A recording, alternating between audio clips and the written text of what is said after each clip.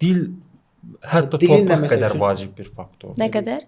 Torpaq. Hətta torpaq qədər vacib faktordur. Məsələn, dil kimliyini itirsən, torpağını mütləq itirəcəksən. Bizim müsbət tərəflərimiz də var. 300 ilə yaxın Rusiya əsarətində olmuş bir millətik.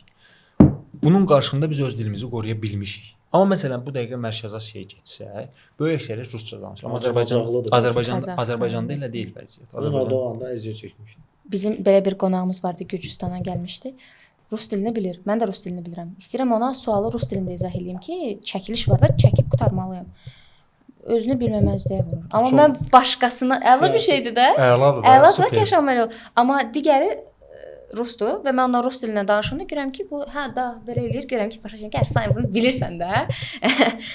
Məsələn, bizim o çox xoşumuza gəlmişdi ki, Xoşunuza gəlmişdi. Məncə xoş bir şey deyil axı. Xoş bir şeydir. Başqa ölkədəsənsə, Gürcüstanda deyirsən ki. O adam rus dilinə nifrət edir. bəs oradan başlayır da Əkbər. Yox, bax. Məsəl üçün, əgər alternativ bir dilin varsa danış.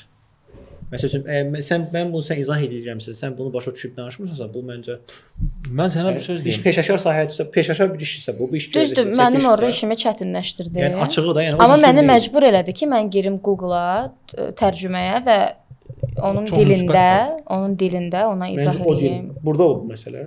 Hə, verilişdə. Məncə o girib Azərbaycan dilinə eləməli idi, nəinki sən Gürcü dilində.